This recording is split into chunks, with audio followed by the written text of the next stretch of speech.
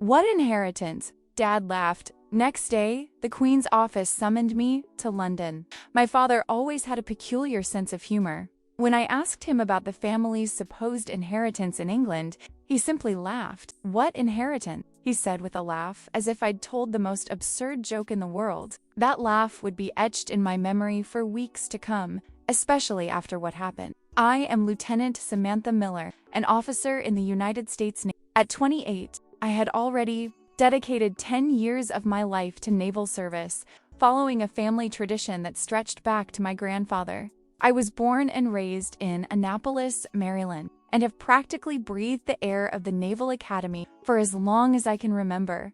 My father, Captain James Miller, had served with distinction and expected the same of me. The strange thing was, we'd never been a family to tell stories about our origin. I knew my paternal grandmother had emigrated from England after World War II, but beyond that, the past was a closed book. When I found an old brooch with a peculiar coat of arms among my late grandmother's belongings, curiosity consumed me. It was on a 3-day break, after returning from a mission in the Mediterranean, that I decided to ask my father about that symbol. We were sitting on the porch of the house where I grew up, the Maryland autumn air carrying that distinctive scent of dried leaves. My father was sipping his favorite whiskey, while I held the small gold brooch in the palm of my hand. Dad, what do you know about this symbol? I found it in Grandma's things. He picked up the object, adjusted his glasses, and examined it for a few seconds. His eyes seemed to cloud over for a moment, as if a distant memory were trying to surface. Where did you find this? In an old jewelry box. It looks like a family crest, doesn't it? I think it has to do with Grandma's family in England. Then came the laughter.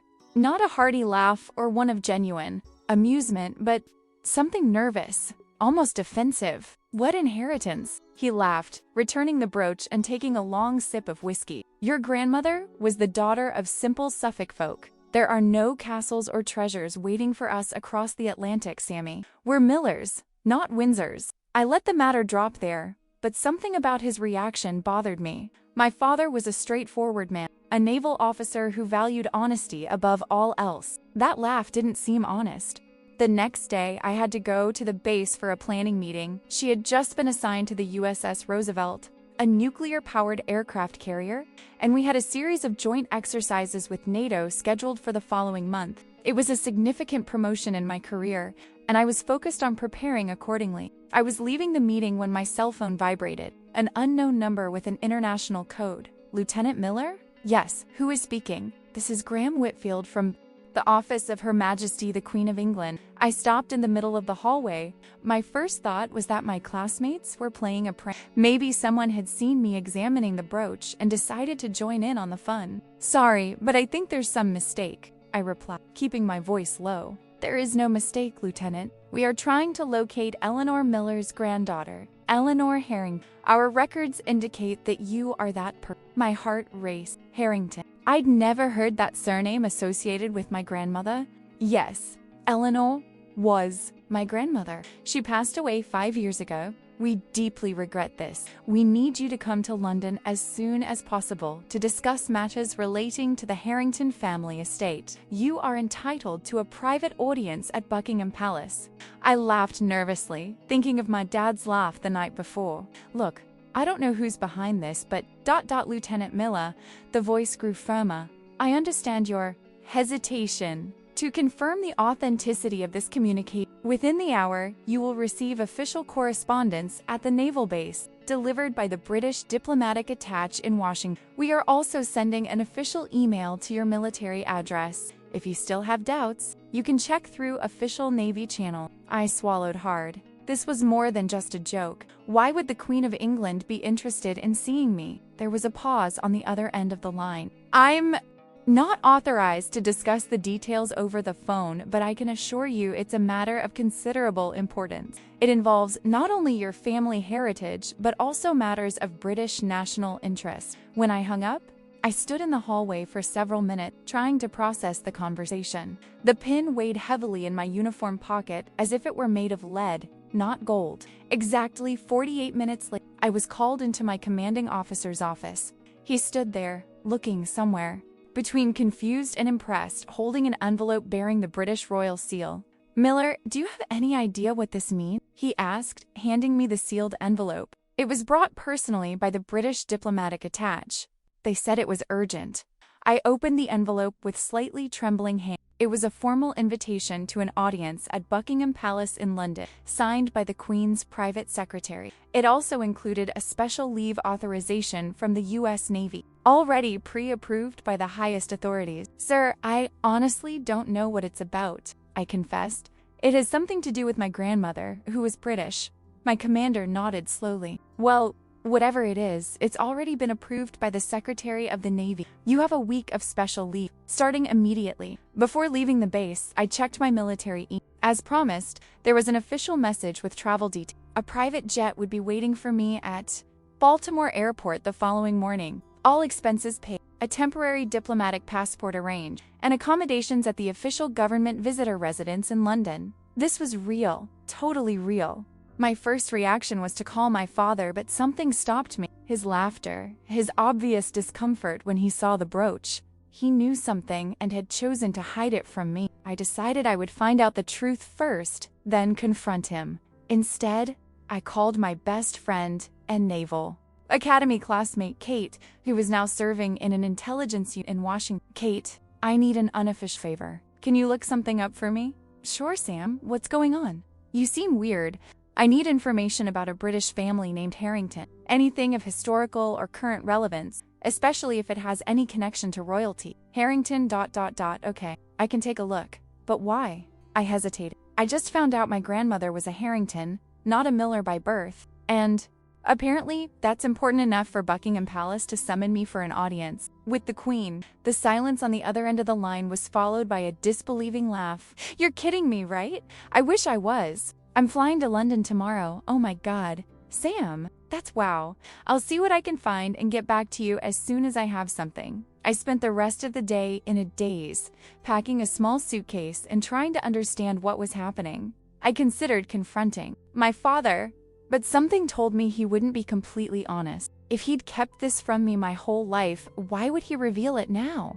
The next morning, an official car picked me up at home. The driver, a man in a discreet suit with a British accent, loaded my luggage and drove me to the airport. At the private terminal, a Gulfstream flying the British flag awaited me. Just as we were flying over the Atlantic, I received an encrypted message from Kate Harrington, one of the oldest noble families in England, estates in Suffolk and Northumberland. Last known Lord William Harrington, killed in 1940 during the London Blitz.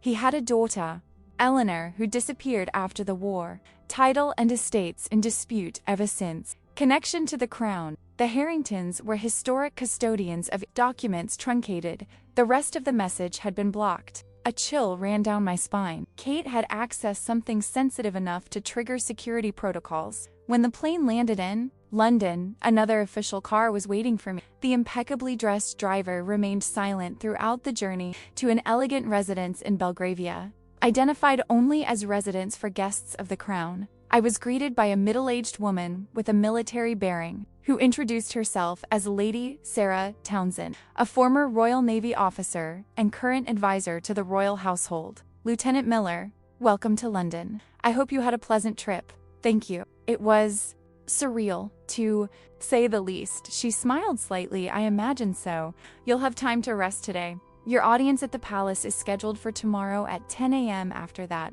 we have other appointments scheduled." Lady Townsend, with all due respect, I still have no idea what's going on. Why am I here? She motioned me to sit in an elegant armchair in the residence's living room. A silent butler served tea. "Lieutenant, what do you know about your grandmother?"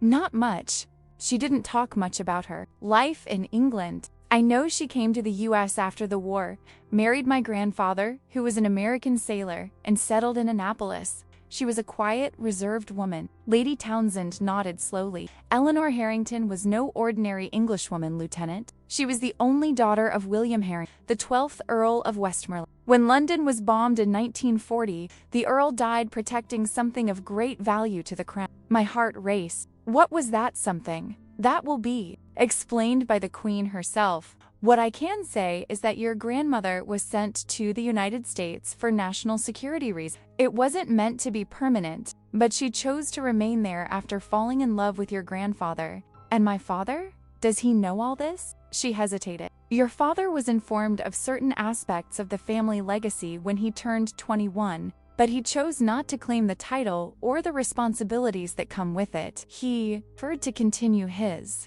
American naval life. The pieces were starting to fall into place. My father's hesitation, his insistence on avoiding this subject, his nervous laughter. So, what am I? Some kind of British noblewoman?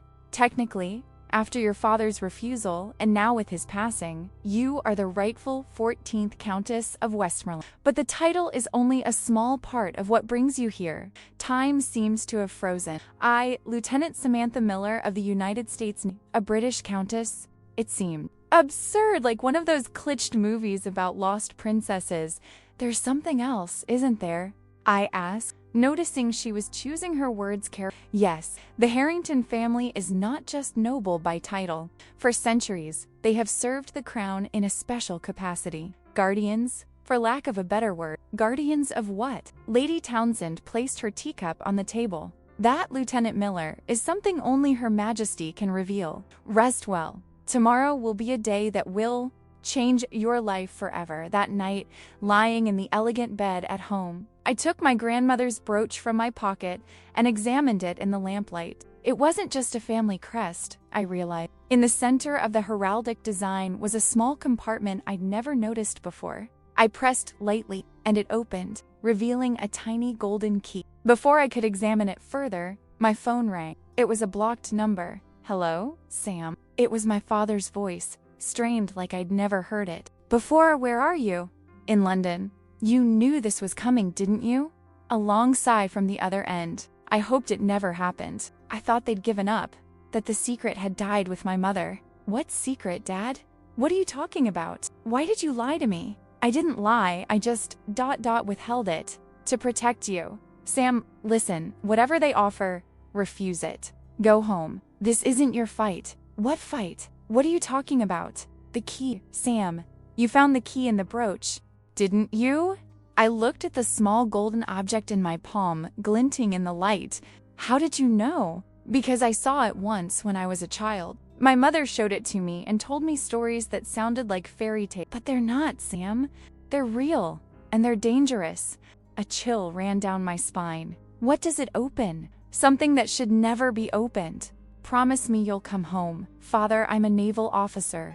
If there's anything involving national security, even if it's British, I have a duty too. It's not about duty, Sam. His voice rose, almost a shout. It's about survival. Why do you think your grandmother fled to the US and never came back? Why do you think I never told you about it? They'll try to convince you it's an honor, a glorious responsibility. It's not. It's a death sentence. I'd never heard my father like this, not even when he faced his cancer diagnosis years ago. He was genuinely terrified. I will find out the truth, Father, and then I will make my decision. Sam, please. I hung up. My hands were shaking. What could be so terrible as to make a decorated U.S. Navy captain beg like this?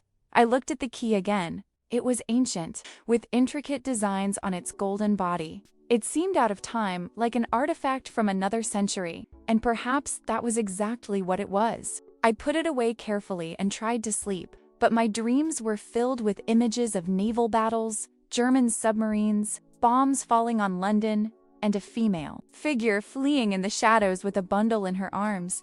In the morning, I found a British Navy dress uniform waiting for me. There was a note. Your grandmother was an officer in the Royal Naval Reserve. We thought you'd like to honor her memory today. The uniform has been adapted to match her American rank. The gesture touched me deeply. I never knew my grandmother had served in the British Navy. It was yet another detail of her life that had been hidden. The uniform fit perfectly, as if it had been made for me. When I looked in the mirror, I saw a stranger. Not Lieutenant Miller of the U.S. Navy, but someone older, more connected to history. The car that took me to Buckingham Palace entered through a side gate, away from the tourists. I was led through majestic corridors by a silent attendant to a small waiting room. Graham Whitfield, the man who had called me, greeted me with a firm handshake. He was older than his voice suggested, perhaps in his 60s, with perfectly combed gray hair and a military bearing, Lieutenant Miller. Or should I say, Lady Westmoreland? I prefer Lieutenant for now, I replied. I'm still trying to process all of this. He nodded understandingly. Understandable. Before I meet His Majesty, there is something I must show you. He led me to an adjoining room, where a long table was covered with old documents, black and white photographs, and maps. On the wall hung a large portrait of a man in a World War II naval uniform. This is your great-grandfather, William Harrington, 12th Earl of Westmoreland and commander of the Channel Defense Fleet. He was one of the forgotten heroes of the war. I approached the portrait. The man had my eyes. It was strange to see my own features in someone born over a century ago. What exactly did he do? Graham pointed to the maps. Officially, he commanded a fleet of destroyers that protected the English Channel from German submarines. Unofficially, double quotes. He hesitated. He was the keeper of the seal. What is the seal? Not what, but who? Before he could explain, the door opened and Lady Townsend reappeared. His Majesty is ready to receive you, Lieutenant. We continued through more corridors to a private room. It wasn't the grand throne I'd imagined, but an elegant study overlooking the gardens. The Queen sat in a simple armchair, dressed in pale blue. She looked smaller and more fragile than in public images, but her eyes were lively and perceptive. I did the curtsy I'd been practicing in my head all morning, hoping I wouldn't look completely awkward. Stand up, Lieutenant Miller, she said, her voice surprisingly warm. Or rather, William's great-granddaughter. You look a lot like him, you know that? Thank you, Your Majesty. It is an unexpected honor to be here. I imagine so. And I also imagine you're full of questions. Yes, ma'am. She gestured to a chair next to hers. Have a seat. What we're about to discuss is something very few people know, even within the royal family. I sat rigidly, trying to maintain the military composure that had been drilled into me. Lieutenant, what do you know about the Battle of Britain? It was an aerial conflict between the RAF and the Luftwaffe in 1940, crucial in preventing the Nazi invasion of England. She nodded. The official version, yes, but there was another battle going on simultaneously. A battle your great-grandfather was at the center of. The Queen pressed a small button beside her chair, and a panel in the wall slid open, revealing an ancient safe. Graham approached with a key and opened it, removing an ornately carved wooden box. During the Blitz, the Germans weren't just trying to break the British spirit with bombing raids. They were looking for something the royal family had been protecting since the days of William the Conqueror. The box was placed on a low table between us. The Queen opened it slowly, revealing a very ancient book and a strange device that looked like a compass, but with symbols I didn't recognize in place of the cardinal points. This is the Libera Sigillorum, the Book of Seals, and this is the locator. Together, they are the key to finding and containing the 7 entities known as the Seals of the Isle. I looked at the objects, feeling a strange vibration in the air, like static electricity. Entities? I repeated, trying to understand. There are things in this world, Lieutenant, older than nations, more powerful than armies. In ancient times, 7 of these forces were contained by druidic rituals at specific locations around the British Isles. They are the invisible pillars that sustain the magical protection of these islands. I was silent, trying to process. Magic? Ancient entity? This sounded crazy. As if reading my thoughts, the Queen smiled slightly. I know how that sounds to someone trained in modern military logic. But ask yourself, why was Britain, a small island, never repeatedly invaded after 1066? How did we resist the Spanish Armada, Napoleon, Hitler? It wasn't just strategy or luck. With all due respect, Your Majesty, are you telling me that some kind of magic protects the United Kingdom?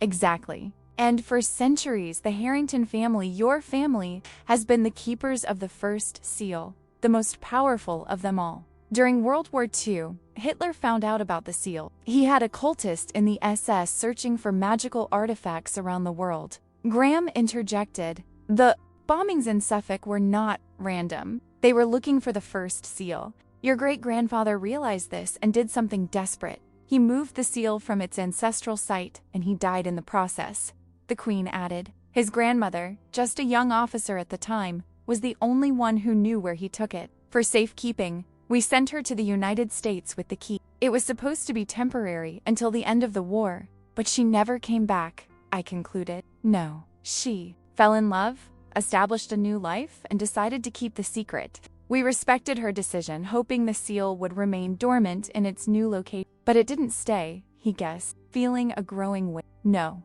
The Queen suddenly sounded older and weary. 3 months ago, we began to feel the effects. The first seal is awakening, and without its rightful guardian to contain it, I fear it is breaking free. And what does that mean? Chaos, destruction. The first seal contains the essence of the stormy sea. We are already seeing the sign. Unexplained storms, abnormal tides, unexplained naval accidents. I thought about the strange reports I'd seen in recent months. Ships lost in calm seas, communications equipment failing without explanation, compasses pointing in random directions. Your grandmother left clues as to where she hid the seal, but only for the rightful heir, the Queen continued. Your father refused the summons.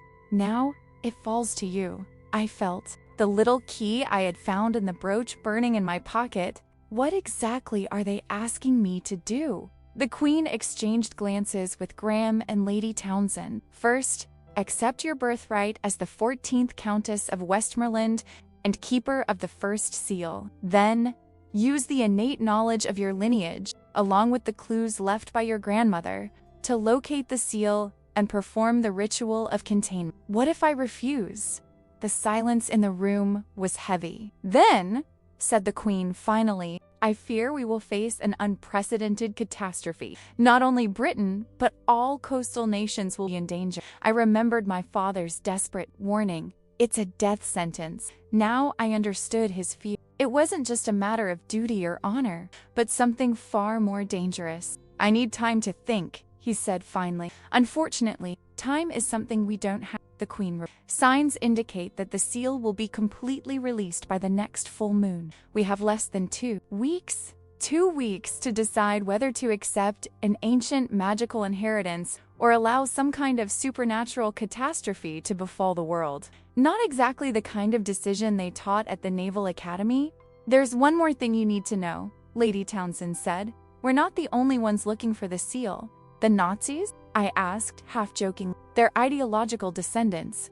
A group calling itself the New Order, led by a man named Heinrich von. He is the great-grandson of the SS officer who led the original wartime search for the seal. And they know about me? Graham nodded gravely. I'm afraid so. We've already identified their agents in London. That's why we've increased security around. Only then did I realize that what I had interpreted as an honor escort was, in fact, a protection team. The Queen stood, indicating our audience was ending. Lieutenant Miller, I know this is a lot to take, but rest assured we wouldn't have brought you here if there had been any other option. The Harrington blood runs in your veins.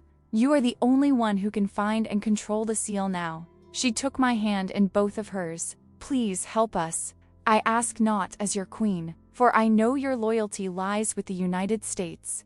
I ask as someone concerned for the well-being of millions. How could I refuse such a request, especially from an elderly woman who, absurd as it seemed, was talking to me about ancient magic and supernatural threats with the same seriousness with which I would discuss military tactics? I will do what I can, Your Majesty, I finally replied, but I will need all the help I can get. You will, she promised. Lady Townsend and Mr. Whitfield will be at your disposal, along with all the resources of the Crown. And there is one more person I would like you to meet. The door opened, and in walked a man a few years older than me, dressed in an impeccable British suit, but with an unmistakably military bearing. Lieutenant Miller, this is Commander James Harrington, your second cousin on your grandmother's maternal side. He will serve as your liaison officer and protector. The man approached and extended his hand. It's a pleasure to finally meet you, cousin.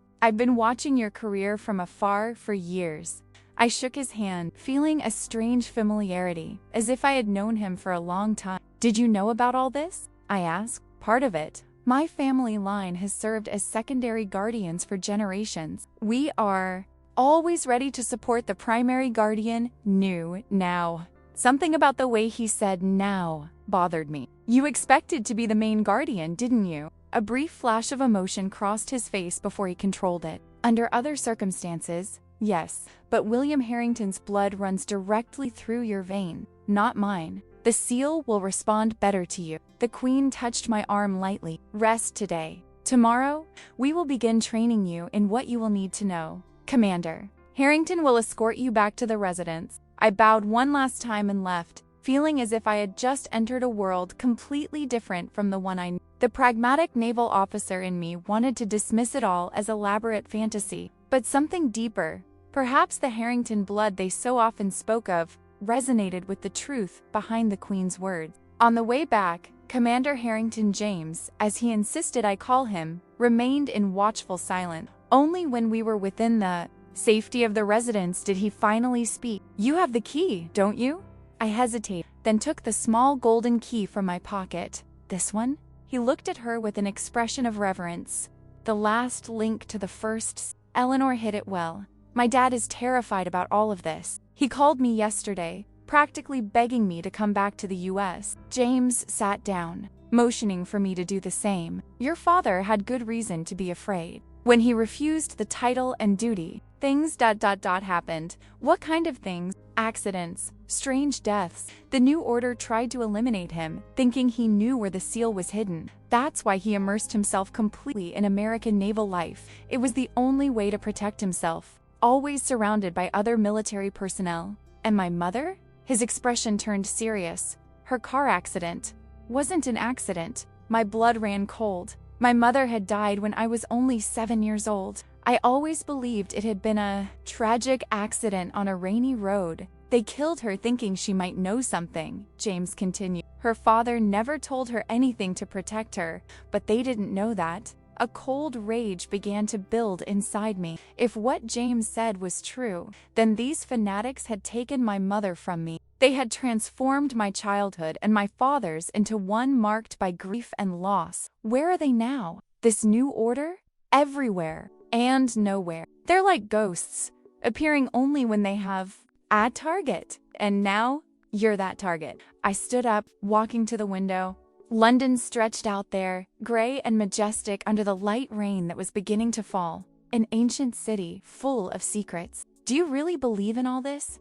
Ancient magic, supernatural entities, mystical seals? James joined me at the window. I've seen things that can't be explained by modern science. What about you? Have you never felt something strange at sea? Haven't you ever had moments where you knew exactly what to do during a storm, even without specific training? I thought about my naval career, the times I'd predicted weather changes seconds before they happened, the way I'd always felt strangely connected to the ocean, as if I could sense its moods, its currents. Maybe, I admitted, but from there to believing I'm some kind of magical guardian, ... I'm not asking you to believe it now. I'm just asking you to keep an open mind until we see the evidence your grandmother left. And where would that evidence be? We believe the last place she was in England before leaving for the US, Suffolk, at the Harrington Ancestral Estate. When do we leave? Tomorrow at dawn. We were going to leave today, but there are reports of enemy activity in the area. We need to wait until our security team confirms it's safe. I nodded, feeling strangely calm despite the surreal situation. Maybe it was my military training, which had taught me to accept and process new information quickly. Or maybe it was something deeper. One last question, James. If all of this is true, and I manage to find and contain this seal, what happens then? Do I go back to my normal life in the US Navy? He hesitated. Theoretically, yes, but ... But no one who has truly connected with the seal has ever completely returned to their former selves. It changes you in ways I can't explain. Does my father know about this? Probably. That's why he shied away from duty. He saw what happened to his mother, his grandmother, how she was never the same afterward. I remembered my grandmother, her stillness, her eyes that seemed to see beyond the horizon, the way she would stiffen during storms, as if listening to something no one else could hear. I'll need a proper uniform for tomorrow, he said finally. Something practical, but official enough in case we run into local authorities. James smiled for the first time. already taken care of. It seems you're accepting your mission, Lieutenant Miller. I haven't accepted any definitive yet, but if there's a chance this is all true, and if there are innocent people in danger, well, I'm a naval officer. Protecting is what I do. He nodded respectfully. Get some rest. Tomorrow will be a long day. After James left, I was alone with my swirling thoughts. I picked up my phone, considering calling my father, but what would I say? That I was chasing a magical inheritance he'd been running from all his life. Instead, I called Kate. Sam, I was worried. My access was blocked after that message I sent you. What's going on? It's complicated, Kate.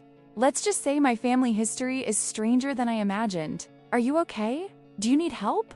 I hesitated. I'm fine for now, but if you don't hear from me in 3 days, contact Admiral Jensen. Tell him I'm on an off-door mission involving the Harringtons and the First Seal. First Seal? What are you talking about? I hope it's nothing. With any luck, this is just an elaborate ceremony to give me a title I'll never use.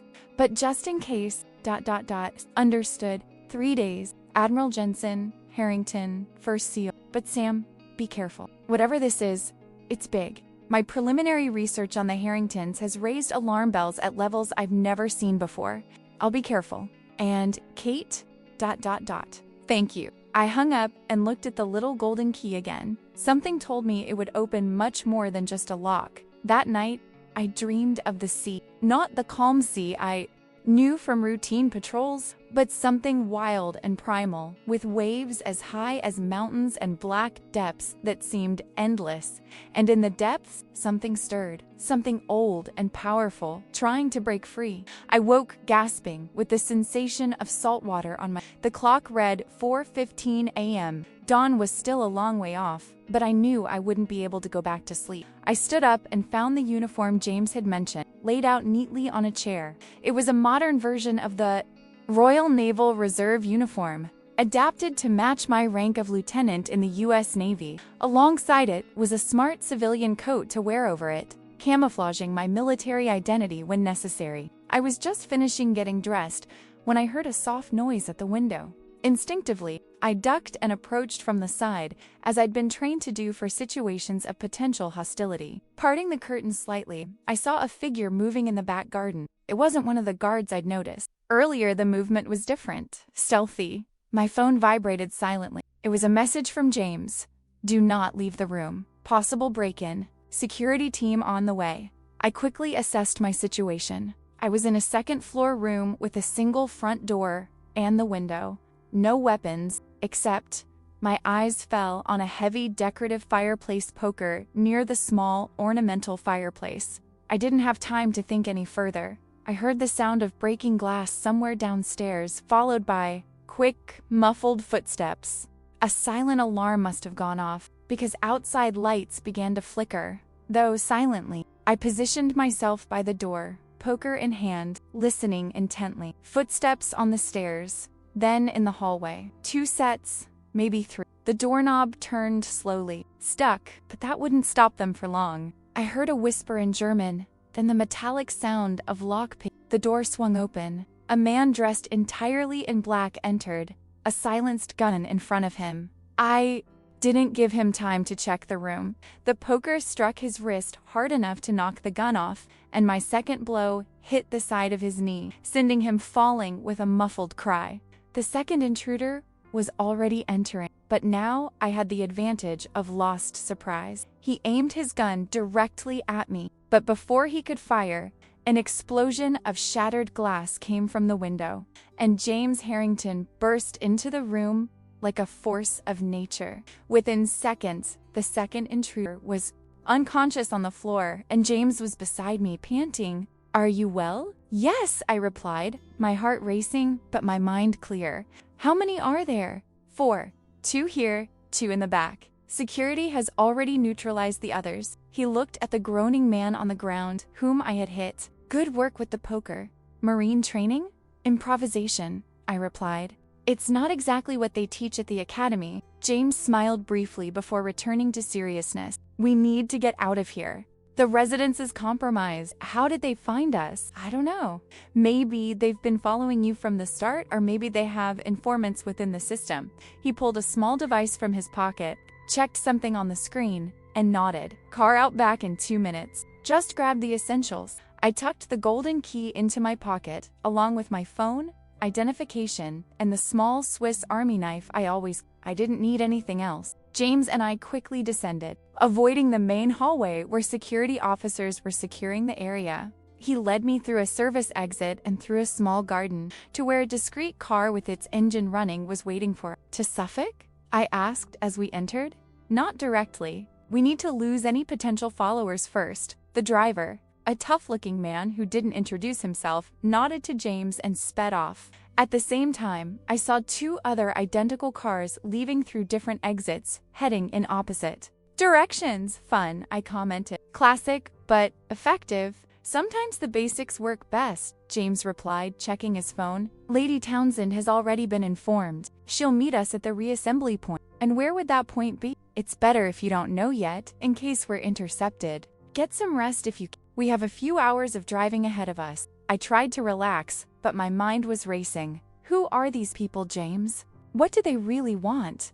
He glanced out the window for a moment, as if checking to see if we were being followed, before answering. The New Order is not just a group of fanatics obsessed with Nazi relics. They are ...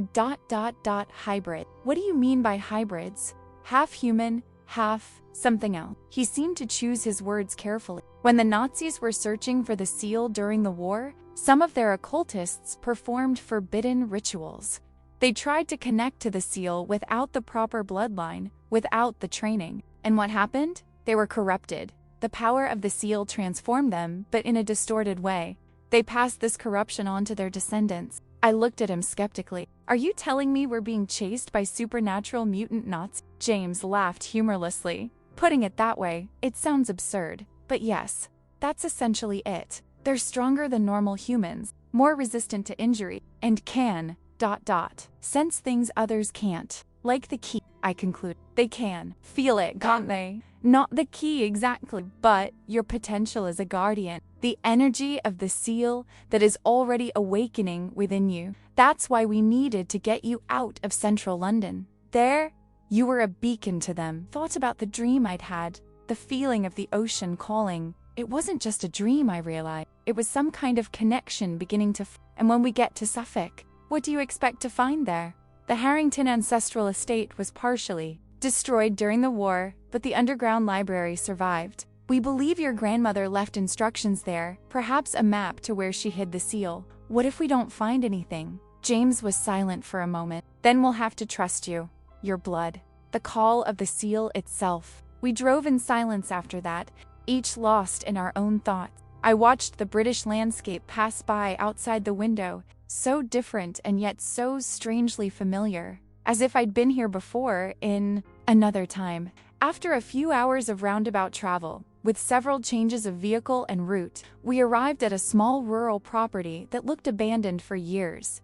It was a stone farmhouse with a partially collapsed roof and weeds growing everywhere. Doesn't look much like an ancient mansion, I commented as we approached on foot, having left the car hidden in a nearby wood. This isn't the main property. It's one of the family's hunting lodges, far enough away that it doesn't appear in official records. The perfect regrouping point. Lady Townsend was already there, along with Graham Whitfield and 2 men who looked like security agents. They had set up a small operations center in the main room, with modern equipment contrasting sharply with the rustic surroundings. Lieutenant, Lady Townsend greeted me. I regret the inconvenience. It seems our enemies are even more vigilant than we imagined. How did they know where to find me? Graham responded, we believe they have infiltrated our communications network. We are using only verified equipment and secure channels now. The most important thing is that we are all safe, said Lady Townsend, and we can proceed with the plan. While you were traveling, we received worrying information. Maritime anomalies are increasing exponentially. 3 ships have completely disappeared in the North Sea in the last 24 hours. No wreckage? I asked, my naval officer's mind immediately processing the implications. Number, wreckage, no distress signals, no survivors. They just ... disappeared. The seal is becoming more active, James said gravely. We're running out of time. Lady Townsend nodded. We need to reach the Harrington Library today. Our advance team is already in the area, ensuring its security. And then, Lieutenant Miller, you'll have to trust instincts you didn't know you had. The Harrington blood will tell you what to do. As we prepared for the next leg of our journey, I couldn't help but think of my father and his desperate warning. He had seen what happened to my grandmother, how the burden of being a guardian had left her a lonely and haunted woman. Could the same fate await me?